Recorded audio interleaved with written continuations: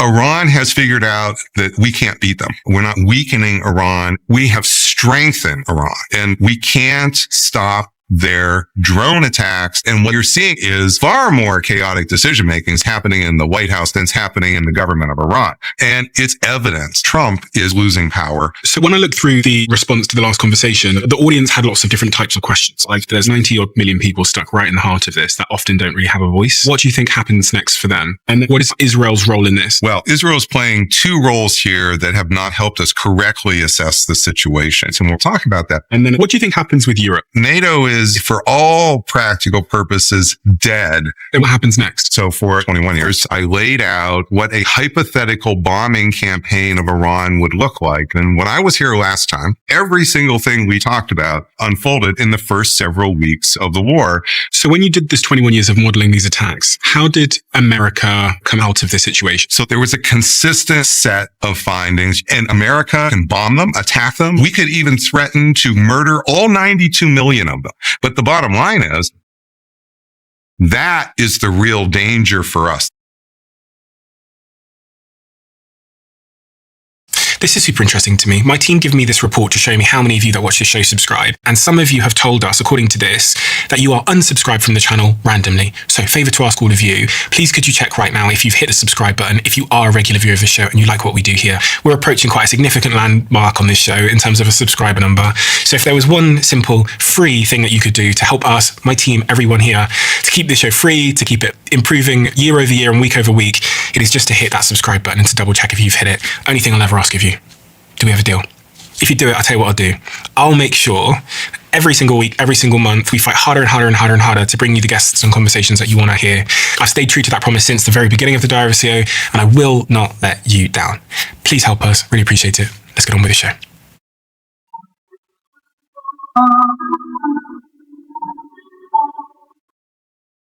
Professor Robert Pape. Good to see you again. Great to see you again, Stephen. It's been 4 weeks since we sat down and talked about everything that was happening in the war, and it's all moved at light speed. You made some predictions then. Many of them have come true already, and many of them are still unfolding. But I wanted to get you back to talk about what the hell is going on. And I think that's kind of how I started last conversation. But there's so much that's being said, and I get the sense that there's a truth that sits underneath there somewhere.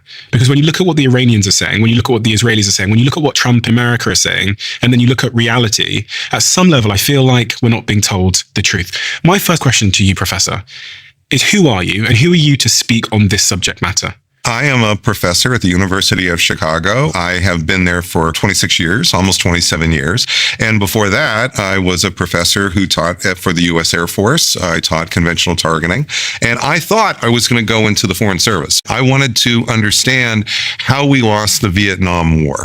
And this became the origins of Bombing to Win. Which is your book I have here in front of me. That's Bombing to Win. In 1985, I've just finished all my classes and I have to pick a topic for my PhD. I wanted to find the book that laid out all the air campaigns and that explained why Vietnam was a loser. Where did that L come from? When you say air campaigns, for someone that knows nothing about military conflict, what do you mean by air campaigns? What I mean with an air campaign is when you have military aircraft who are not just doing a single raid, bombing one target one day, but doing a campaign over days, weeks, months, in the case of Vietnam, over years. And you wanted to figure out why countries that do these military campaigns, which is pretty much what's going on now in the Middle East, why they don't tend to win. Why they don't win when they're so strong. Why is it that when a strong power really gets its act together, it's not careless, it's really thinking hard, it then applies this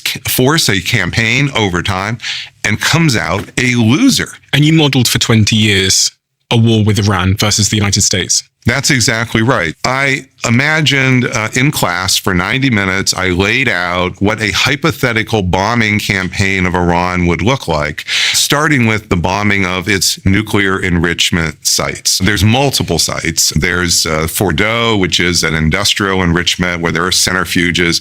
There's Natanz, also centrifuges. There's Esfahani, where you have gasification of the ore so you can make the centrifuges more efficient. So it's not just one target. There's a whole target set, a complex of targets.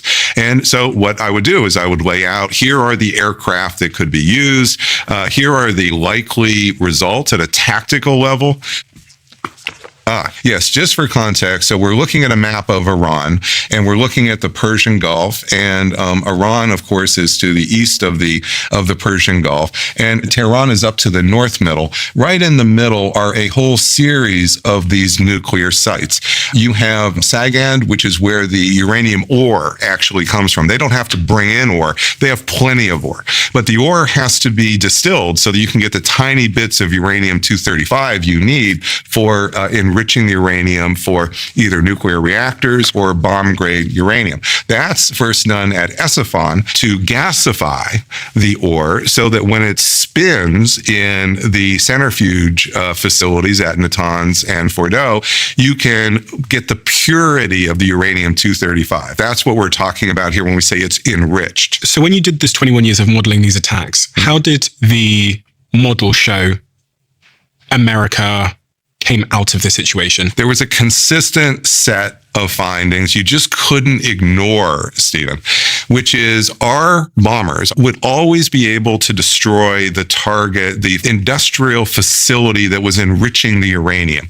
The problem always was, no matter which year we did this, you wouldn't be able to destroy the enriched material, the actual gold. So if you're panning for gold, you see what I mean, and you've got the gold, you can destroy the pan, you can even destroy the river, you can't get the gold. So let me repeat that back to you in layman's terms, and you tell me if I'm correct. So they could bomb these sites where they're making the enriched uranium, but it wouldn't destroy the enriched uranium, it would just put it underneath a bunch of rubble. That's right. So you can bomb it, but you're basically just kicking the can down the road, because at some point they can go back and get it, it's undamaged, and then they can carry on their process. That's right. And Stephen, they might even anticipate the bombs coming because they might get some indications, we're building up, and then disperse in advance. And at the end of last year, they did Operation Midnight Hammer, where they bombed the sites with these incredible... Exactly as we did in class. Literally, I had just modeled it for the students 3 weeks before, and almost exactly the platforms. I mean, on the B2s, the Moab,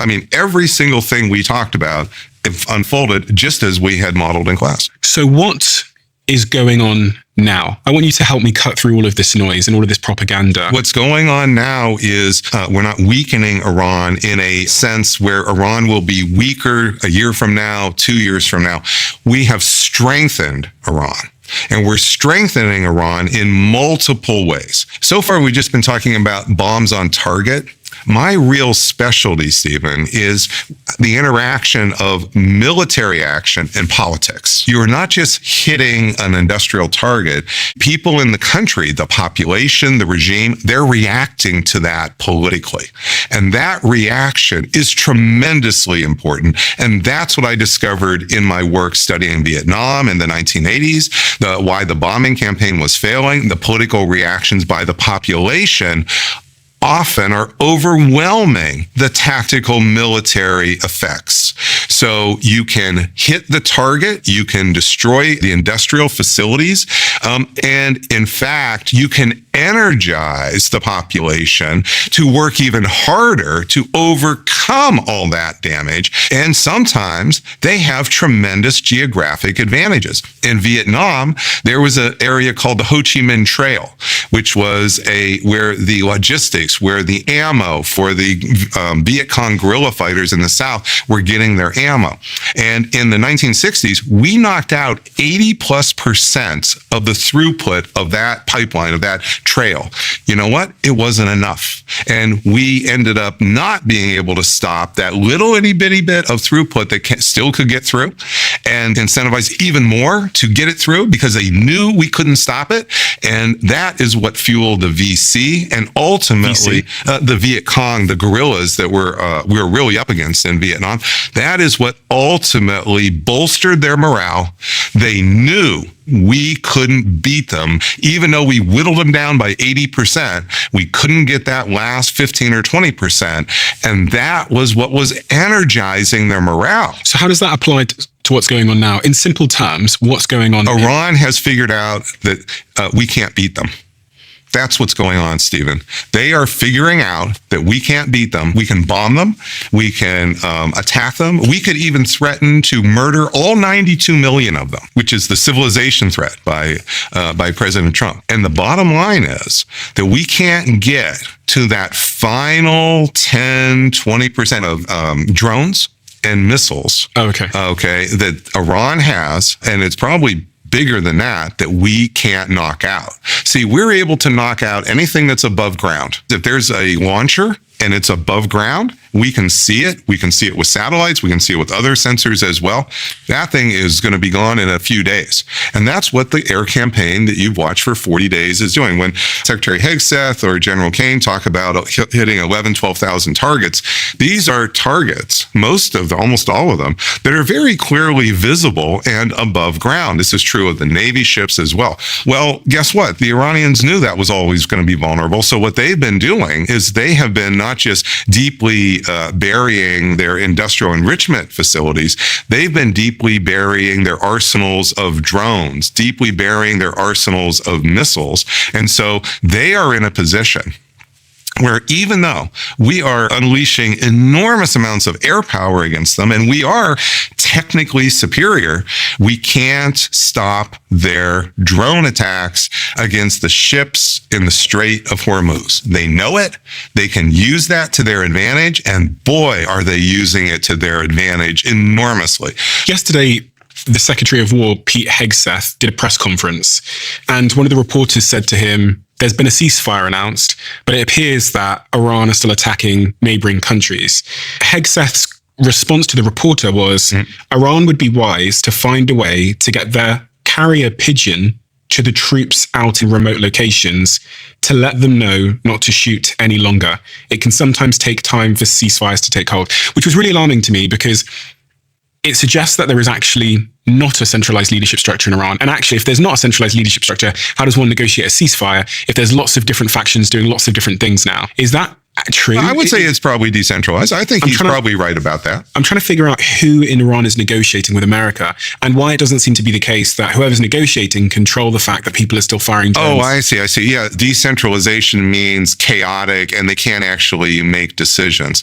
That's just not the case. The more you move up the chain of command, the more the leader can give pre-delegated orders that X happens, do Y. Those can hold for hours and days. And that's true in every organization. That's why leaders can go on vacation for a week and come back, and they're worried, of course, when they come back. But the bottom line is that the leaders are setting the strategic direction. Who is the leader? Oh, it's definitely the supreme leader, the son of the one we just killed. Oh, without a doubt. I think this idea that he's not there, there's absolutely no evidence of that. Yes, it's decentralized in the sense it's hard to find them, to target them. But by the way, Stephen, I think the reason that we're trying to talk smack about the supreme leader, is he alive, is he dead, is we're trying to goad him into revealing his location so we can kill him.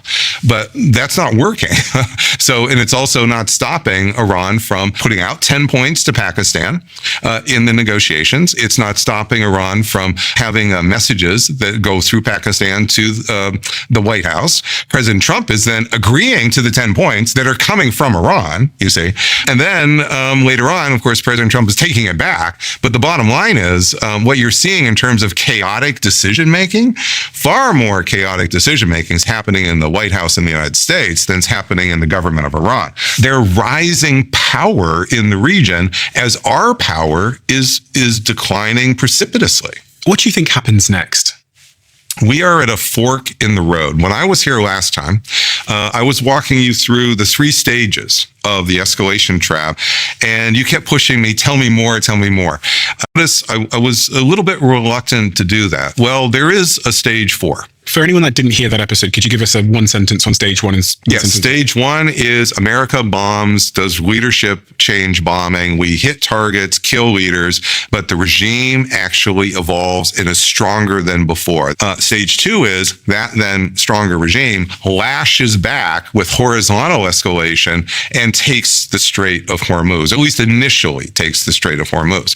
And then stage 3 is that's the ground option to start to take the Strait of Hormuz back. back. And that's exactly what you saw play out in the first several weeks of the war. Stage 3 was about the Marines. The Marines hadn't even moved yet. And I'm telling you, the Marines are likely going to move. There's going to be movement to ground options in stage 3 here very rapidly in this war. At that point in time, when we had our first discussion, you wanted to push for the future. I said, no, we need to wait. And the reason, Stephen, is because what you're not seeing with me is throwing random darts at the future. I'm doing risk assessment out about as far as you can have stable predictions. And in war, that usually means 2, 3, 4 weeks. It doesn't mean we can say where we'll be a year from now. Here, though, now that we're in 40 days, we're at a different point. We've clearly passed stage 1. We're past stage 2, where they control the Strait of Hormuz. We've bellied up to stage 3, the ground operations. Now we're at a branch, a fork in the road. There's no way to go back to February 27, which is the pre-war period that many people would love to go back to. I, too, would like to go back to February 27. That's not the future. What happens at this point on in the modeling is a branch. Either we go through with the ground war, or Iran becomes an emerging, not right away, fourth center of world power. That is the branch that we face now. This branch is becoming more evident hour by hour.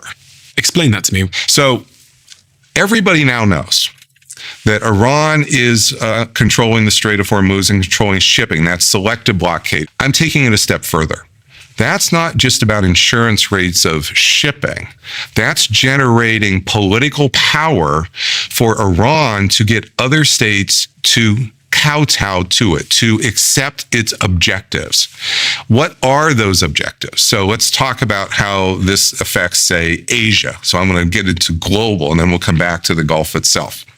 So the shipping that goes through the Strait of Hormuz, 80 to 90% of it is going right to Asia. The power that comes with that is with, say, India. India is not siding with the United States. India is at best neutral, and maybe even a little bit more edging toward Iran. Well, before this, you could imagine that the United States and India would be much more cooperative here.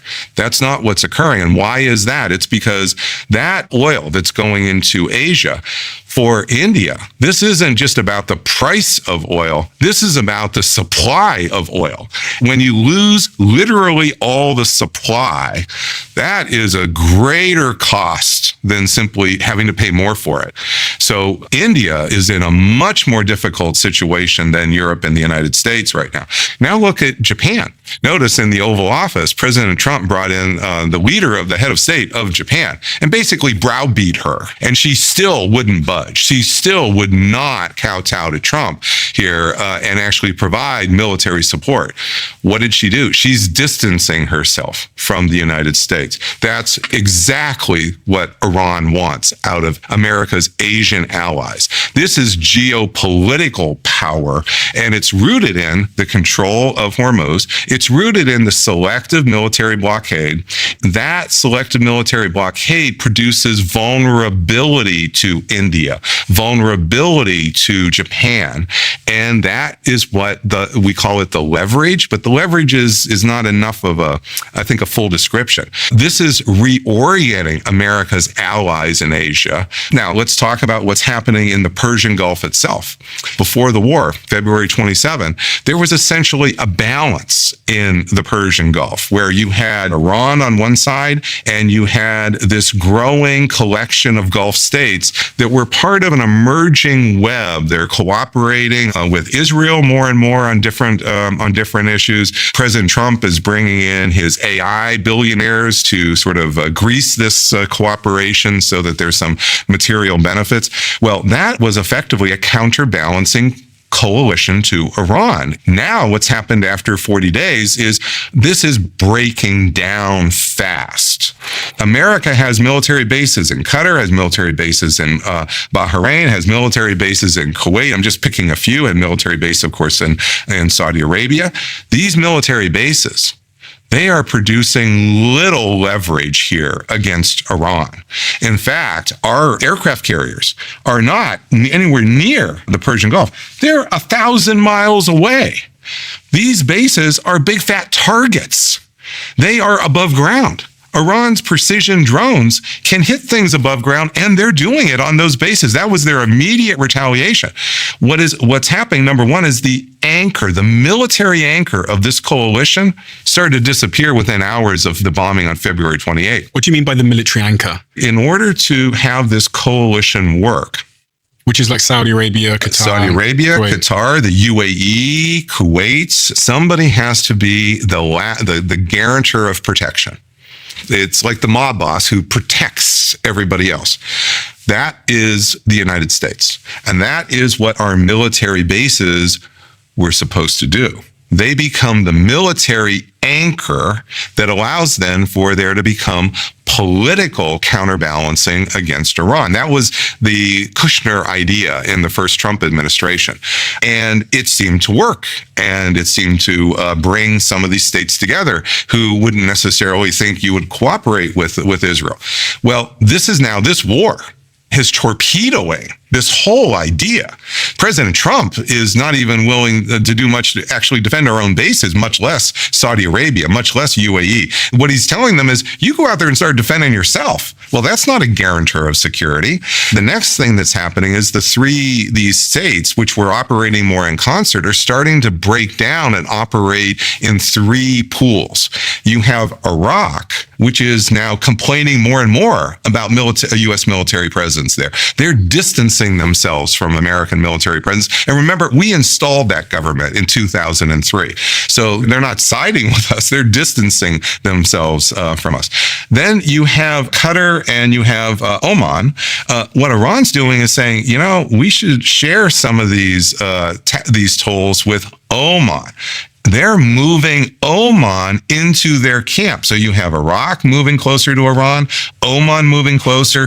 Qatar is trying to keep its head down as much as possible. They're not trying to get their nose in this anymore. And what's the third pool? The third pool is Saudi Arabia, the UAE. These are the states that are most under threat. And what has Saudi Arabia done just in the last week? They've gone to cooperate more with Pakistan. They have a security deal with Pakistan. What does that mean? They're looking to Pakistan as much or maybe even more than the United States as their guarantor of security. So all of this coalition, it's not all siding with Iran right now, it's fragmenting. And that's weakening America. So what happens next? As President Trump wants to do, call the war off. That's not going to put us back to February 27. Iran has 20% of the world's oil. It's going to be able to have $75 billion, $100 billion of revenues here over the next year. And also those deeply buried caves and tunnels where they have their drones, that can be used to fashion nuclear weapons. Within a year, Iran could have nuclear weapons and we can't stop it. So if we pull back, you can start to see that Iran's power is going to grow internally. But then even more than that, its relationships with Russia, its relationships with China will start to move closer together against America. And you see this happening from the moment, almost the first several days of the war. Russia almost immediately offered Iran military targeting information to target U.S. ships. That's why our carriers are so far away. It's because Russia has the ability to see those carriers, tell Iran where they are, and if those carriers get too close, man, they're going to be smashed. But it can get worse than that, Stephen, because as this power grows over time, as these incentives for China, Russia, and Iran to cooperate against America grow over time, Iran has control now of 20% of the world's oil. Russia has 11% of the world's oil. That means there can be either formal or tacit cooperation to take 30% of the world's oil off the global market, let China soak up a whole lot of that, and that can truly produce mega economic consequences for America, for Europe. And why are they not going to do that? Because they're nice guys? Is that really what we're counting on now? Russia, Putin is not going to want to wreck America's economy because he has a bond with Donald Trump? What do you think the fundamental flawed assumption was at the start of all of this from the United States? That Iran was weak on its last legs, and all we had to do was push it over the edge of a cliff, and it was just a matter of just one more push. And then the people would rise up and... Yeah, we have painted a picture of Iran as beaten down, as the reason it's not retaliating very much is they have no capability to retaliate. And I tell you this, Stephen, so I've been in big debates here at the Council on Foreign Relations in New York, where I've literally been the only person on the stage to stand up and warn that this picture of Iran is way too negative. There was a widespread, I think, false assumption across the foreign policy community, no one willing to really stand up and challenge it very strongly, that Iran was basically collapsing on its own. This was always, in my view, underestimating the power of Iran. And you say, well, where does my view come from? It came from the modeling of the bombing. What would happen as this went forward? And none of these elements of Iran's power were ever knocked out. When I look through the response to the last conversation, the audience had lots of different types of questions. So I'm going to try and represent some of the audience's questions to try and bring them into the conversation. One of them was about Israel's role in this. And I thought it might actually link to what you just said about where we get our intelligence from that informs the decisions we make. Because there are some people that are skeptical that the intelligence is coming from Israel and that therefore that it might not be as accurate as if it was coming from our own sources. I would say Israel has been playing the role of diplomatic spoiler. So in the 12-day war, last June, when the U.S. bombed Fordow, we've been focusing on that. That happened in the middle of the 12-day war. Donald Trump said he was going to negotiate with a certain set of Iranians, and literally the next day, 36 hours later, Israeli air power killed them. Killed the negotiators we were set to negotiate with. This was totally spoiling the idea of a diplomatic outcome because they were dead. So you couldn't have a negotiated outcome. Now, if we come to February 28th, who dropped the first bombs that killed the supreme leader, that killed those other several dozen doves that he was meeting with? Dove.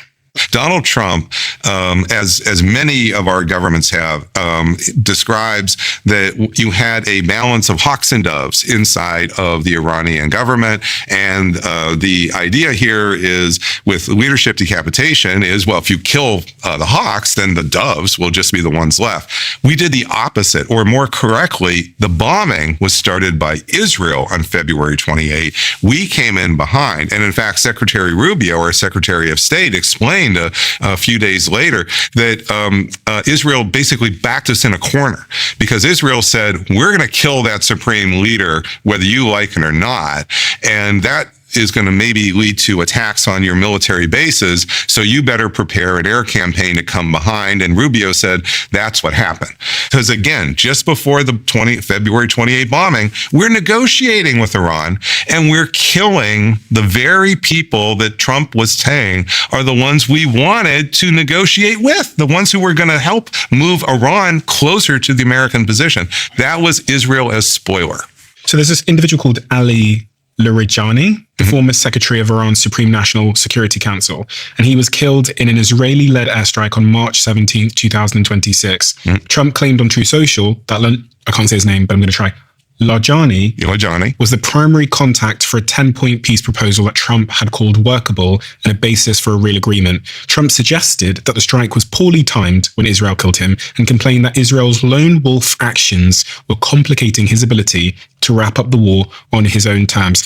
He famously posted that he was inches away from the biggest deal in history before the assassination reset the clock. So this would be the third instance then of Israel as diplomatic spoiler. What you're hearing from Trump's own mouth is he thought he was close to a working relationship, maybe not a full deal, with a certain set of individuals, in this case, Larijani. And what did Israel do when they found out about it? They killed that person. And yes, I understand there's issues of intelligence, but most of us don't have a clearance, so we can't talk about that. So let's talk about the actual public description that we've heard from from Prime Minister Netanyahu over the last several years. The public description is that Iran is simply a paper tiger, that Israel has been dominating Iran, knocking out its air defenses, launching other attacks here in 2024. The rhetoric that's coming publicly has been painting the picture of Iran as a weak and not just weekend, but basically cripple. It's down on its last legs, and all you need is a final coup de grace. That has been Prime Minister Netanyahu's language. The other thing that the audience wanted to know is they wanted more specifics on stage 3. Yes. Yes. And is stage 3 happening? We talked last time about ground troops. It's very important, and I've been saying this on the Substack and my X, to follow the key indicators here of deployment, not follow just what's occurring with the rhetoric of our leaders.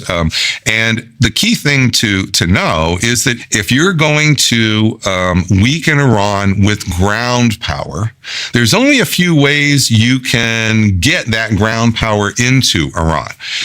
You could try to come through Pakistan, but Pakistan actually is Iran's ally who gave Iran the 600 centrifuges in 2002 to start developing its enrichment program. And Pakistan has 100 nuclear weapons or so. So I don't think we're doing this here. You could try to do it with Afghanistan, but notice you'd have to get all the troops in Afghanistan. That's not working. You could also go to Azerbaijan. That's up there. Notice on the first day of the war, there was a missile that hit Azerbaijan, and people on CNN, there weren't, what's going on here? It's just a random, in fact, I think our public statement on that day was, this shows how incoherent the Iran leadership is. That's not what I saw. What I saw is they understood that Azerbaijan was always thought to be a staging area to go to Tehran. And so if you're going to take Tehran with a division or two, you would really want to have your forces start here from Azerbaijan. Now, so far, though, that's not happening. Azerbaijan said, nope, don't count on us. We're not getting in the middle of this. Now we're back to, why would you start to think about Marines to take territory here on the coasts of Iran? So inside Iran, where the Strait of Hormuz is. That's the beginning of it. You would start there inside Iran, around the Strait of Hormuz, as a beachhead. There's some photos which I'll throw up on the screen showing what the terrain around the Strait of Hormuz looks like, and it is quite shocking. It's a moonscape, and what you can see is that this is the most difficult terrain for amphibious operations to operate in. What is amphibious operations? Where you have troops that are on ships, on landing vessels, just like Saving Private Ryan. They go from the water onto the beach. You would also then have some air power with some Ospreys, but they're doing essentially the same thing. They're coming onto the same beach. What's an Osprey? An Osprey is a special made plane that we made for the Marines, and it's a plane that is a hybrid between a helicopter and a jet. And so the propellers on the plane are able to rotate. So they can fly as a propeller plane here, or a cheap man's jet, or they can actually like a helicopter. And that's really great if you want to fly fast to a beach and then go straight down. So are you saying that you think they will put boots on the ground in the Strait of Hormuz? Let me just fill out this a little bit more, okay? So the other big thing that the folks need to know is, where is the oil? Iran's oil, and here I'm drawing a circle here. Iran's oil is all in this southwestern part. Almost all of it is in this southwestern part of Iran. Kuwait's oil is all right here. Iraq has a couple puddles of oil. It has a big puddle of oil right here. Saudi's oil is all right here. You might try to land forces, a division here in Iraq, in Kuwait, in Saudi Arabia, and come around this way. This is why knocking out these bases as truly platforms here, this was why I think they start on day one. This wasn't just to hit the bases in retaliation. They are weakening our ability. They're taking away different axes of attack. And this is why in the Substack I published 3 days before the war, I'm specifically talking about Marines moving in limited areas to take coastal regions as beachheads. What's a beachhead? A beachhead is where you have a foothold, a toehold, where you're going to funnel in more forces after that. And you are going to very likely want to control an area that's at least about 100 miles by 20 miles in order to get behind all this mountainous terrain. And what does that look like? the oil fields. Stephen, this is what President Trump is almost surely talking about when he says he's going to take Iran's oil fields. What he is probably being given options for is how you could start in a limited way with an amphibious, a marine, a limited assault to take a small set of stretch of beaches. And then you would want to follow and take, if you're going to start this at all, you're almost surely going to want to just start to take the oil fields. And President Trump's been talking that way for years, really. He also said in a recent interview that if it was up to him, he would go and take the oil. But he said the American people weren't like that. And he said it once, and then he said it again, and then he said it again. This was during a press conference on Monday, April 6th. He said, if it were up to me, I would take the oil. I would keep it all for ourselves and make a lot of money, because to the victor belong the spoils. But people in the country sort of say, just winning, come home. And I'm okay with that too. And he said that from the interview that I was watching twice, which made me think that he really wants to go take the oil. But if he does put troops on the ground in Iran, it just creates a clearer target for those drone strikes. It creates a clear target for those drone strikes. But what people maybe are not fully understanding is the political consequences of the deaths of those Marines. Yeah. Most people are assuming if those Marines go in and die, this will make America run away. It'll be like a punch in the face and we'll run away. That's not likely to be what happens. Again, this is my area of what happens when you have military force in politics come together. You need to understand that when those Marines go in and say hundreds die or so over time, there will be 36% of the public that will have supported that. That 36% is going to see those Marines died for them. That 36% is likely to double down in their commitment because otherwise they died for nothing. Now, the 59%, who's opposed to the war, they'll still be pretty hotly opposed to the war. I'm not saying they're going to move toward the war, Stephen. What I'm saying is you have a Republican president supported by 36% of the Republicans here, almost no Democrats. If you start to actually have deaths here, this is going to lead to a bigger version of we can't withdraw now. We must, quote, finish the job. Otherwise, they will have died for nothing.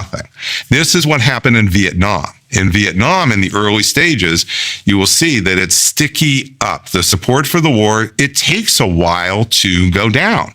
And why does it take so long to go down? It's because of exactly what I'm saying.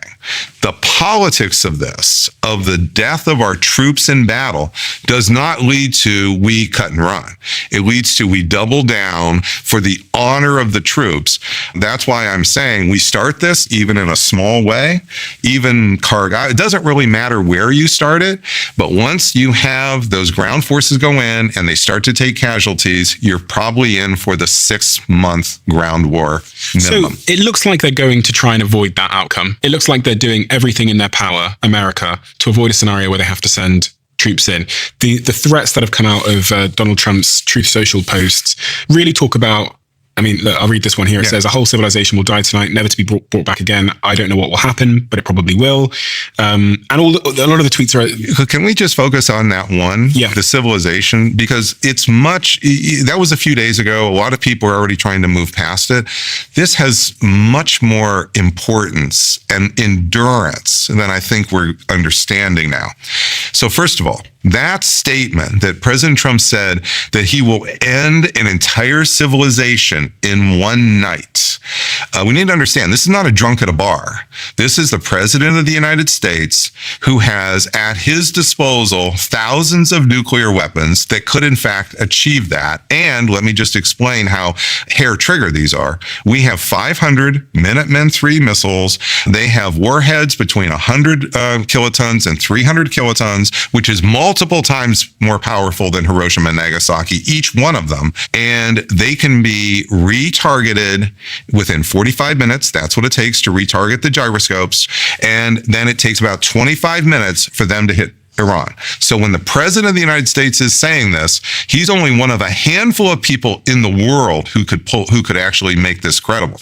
Second point is, that is the most declared statement of genocidal intent we've ever seen from an American president. No American president has threatened to end a civilization before, which is at the heart of the genocide treaties in 1948, the intent to commit genocide. Harry Truman. People say, what do you mean? We had Harry Truman. We bombed Hiroshima and Nagasaki. Go and look at his statement on Hiroshima, Harry Truman. He did not say he was ending Japan as a civilization. He pulled back and said it was about to destroy Japan's military power. What President Trump has done by making those statements is he's persuading all 92 million Iranians that he is willing to kill them. And he has the power to kill them. And yes, he pulled back from killing them on Tuesday. And yes, he may not have used nuclear weapons on Tuesday.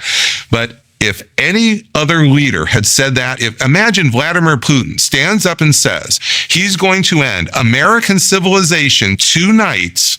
He's got the weapons to be able to do that. Are we just going to sit back and say, oh, yeah, he didn't do it, he must not have meant it? No, that would mobilize enormous anger against Vladimir Putin in the United States, even among Democrats.